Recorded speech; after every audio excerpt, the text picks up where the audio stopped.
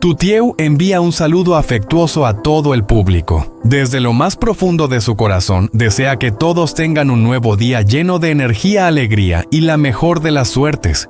Todo el esfuerzo, toda la esperanza que Uri había depositado con tanto empeño, se desmoronó de golpe en una sola frase fría. Ya tenemos a alguien que pagó más, no podemos colaborar con usted. En ese instante el corazón de Uri se sintió oprimido. Había apostado toda su confianza y su futuro en ese contrato, pero ahora todo se derrumbaba frente a sus ojos.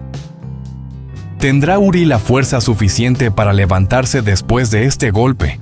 ¿O será este el punto final de su sueño de emprender?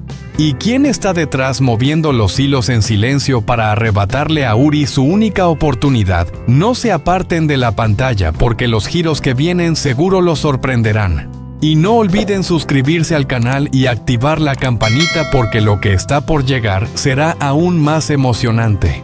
Uri llegó corriendo a casa con una chispa de alegría imposible de ocultar en los ojos. Apretaba el contrato con fuerza en sus manos y con la voz temblorosa por la emoción exclamó: «Tutieu, ¿sabes? Por fin conseguí el contrato con la carpintería. Este es el primer paso para nuestro sueño». Tutieu se quedó inmóvil unos segundos. Al ver la sonrisa radiante en el rostro de Uri, su corazón también se estremeció. Tantos días de esfuerzo, tantas esperanzas suspendidas, al fin se habían hecho realidad. Sus ojos se humedecieron, pero eran lágrimas de felicidad. Asintió suavemente intentando contener la emoción, aunque su voz se quebraba. «Uri, de verdad me alegro por ti, por nosotros». Ambos soltaron una risa ligera, una risa de alivio pero rebosante de fe. En ese instante la habitación entera pareció iluminarse. Ya no había preocupación ni sombras, solo un nuevo comienzo, una nueva esperanza. Pero lo que no sabían era que detrás de la puerta una silueta desconocida observaba en silencio con una sonrisa maliciosa dibujada en los labios. El contrato que Uri acababa de recibir con tanta alegría, ¿sería realmente el camino hacia el éxito? ¿O por el contrario era la trampa que estaba a punto de cerrarse sobre ellos, arrastrando a Uri y a Tutieu a un torbellino de intrigas perversas? Uri aún no alcanzaba a saborear la victoria ni a compartir del todo su felicidad con Tutieu cuando el sonido del teléfono irrumpió en el ambiente radiante. Respondió de inmediato con los ojos brillando de ilusión y el corazón lleno de esperanza. Pero apenas unos segundos después, aquella sonrisa se desvaneció. ¿Qué ha dicho? ¿Que ya no colaborarán?, balbuceó Uri incrédulo, la voz quebrada como si no pudiera creer lo que escuchaba. Al otro lado de la línea, una voz indiferente resonó fría como un cuchillo directo al corazón. «Lo siento, pero ya hay alguien que ha ofrecido más. Y han insistido en que bajo ninguna circunstancia debemos colaborar con usted». Aquellas palabras cayeron como un trueno en pleno cielo despejado. Uri quedó paralizado apretando el teléfono con tanta fuerza que sus dedos palidecieron hasta que finalmente lo dejó caer al suelo. Se dejó caer en la silla con la mirada perdida. Todo el esfuerzo, tantas noches sin dormir, toda la fe que apenas empezaba a florecer, en ese instante parecía reducido a cenizas. ¿Por qué? ¿Por qué tiene que ser así?, susurró con la voz rota. Al verlo en ese estado, Tutieu corrió hacia él y lo tomó por los hombros con preocupación. «Uri, ¿qué pasa? Me asustas». Mientras escuchaba a Uri relatar entrecortado toda la llamada, el corazón de Tutieu se encogió. Pero mientras él se hundía en la desesperación, en sus ojos apareció un destello extraño. Ella apretó los labios con fuerza y en su voz se mezcló un dejo de furia. «No puede ser. Esto no es tan simple. No se trata solo de dinero. Alguien lo está haciendo a propósito para bloquear tu camino». Uri levantó la vista hacia Tutieu con la mirada confusa, aún sin entender del todo, cuando de pronto el cielo afuera se oscureció. El viento comenzó a silbar con fuerza, nubes negras se arremolinaron y un trueno lejano retumbó como un mal presagio. En la pequeña habitación, los dos guardaron silencio, uno perdido en la desesperación, la otra encendida por la sospecha. La tensión era tan densa que parecía asfixiar. Y entonces, el teléfono volvió a sonar rompiendo aquella atmósfera sombría. Uri se sobresaltó dudando mientras miraba la pantalla. Un número desconocido. Su mano temblaba, el corazón le latía con violencia. Tutieu le apretó la mano y susurró: «Uri, contesta. Puede que esta sea la pista que necesitamos». Él tragó saliva y lentamente acercó el teléfono a su oído. Una voz áspera y misteriosa habló: «Si todavía quieres salvar tu oportunidad, prepárate. Porque ¿quién está detrás de todo esto? No solo quiere quitarte el contrato, también quiere destruir tu vida entera». La pantalla del teléfono se apagó de golpe. Uri quedó paralizado. Tutieu abrió los ojos de par en par. En la habitación solo se escuchaba la lluvia golpeando con furia contra la ventana, como si confirmara que una tormenta real acababa de comenzar. Tutieu no podía quedarse de brazos cruzados viendo a Uri hundirse en la desesperación. Decidió buscar a Egan, ex subdirector de la empresa donde Uri había trabajado. Al encontrarse, Tutieu le contó todo apresuradamente, desde el contrato con la carpintería hasta la cruel llamada en la que le cancelaban la colaboración. «Egan, tienes que ayudarme». Dijeron que había alguien que ofreció más y hasta advirtieron que no podían trabajar con Uri. «Es evidente que alguien está moviendo los hilos. Quiero ir contigo hasta el fondo y descubrir la verdad». Egan guardó silencio unos segundos pensativo. Finalmente asintió con la voz ronca: «De acuerdo. Si alguien quiere perjudicar a Uri, debemos saber quién es». Sin perder tiempo, los dos se dirigieron a la carpintería. El cielo seguía encapotado, las nubes negras lo cubrían todo como si anunciaran que un oscuro secreto estaba por salir a la luz. Al llegar, se detuvieron de golpe. El dueño del taller estaba en un rincón del patio hablando por teléfono con evidente tensión. «Está bien, lo entiendo, pero recuerda, jamás menciones el nombre de Uri otra vez.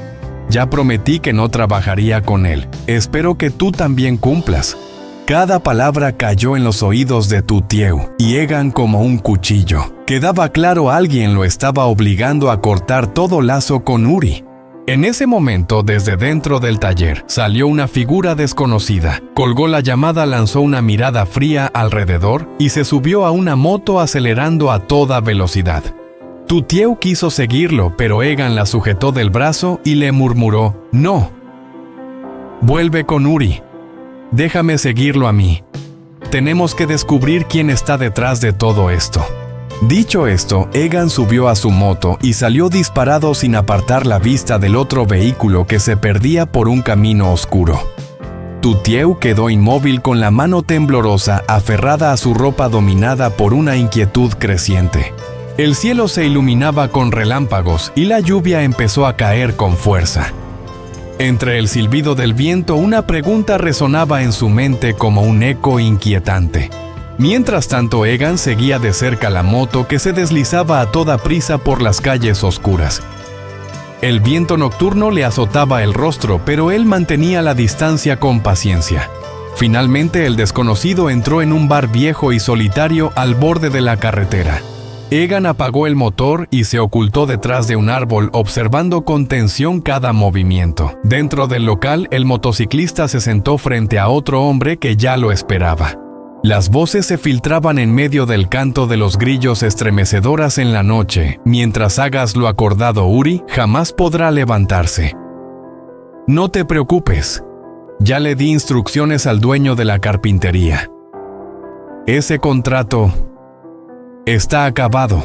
El corazón de Egan se apretó. Le temblaban las manos, pero alcanzó a sacar el teléfono y grabar un video. La cámara vibraba, aunque lo suficiente para capturar la prueba. Gotas de sudor corrían por su frente a pesar del viento helado de la noche. Poco después, uno de los dos hombres se levantó y salió.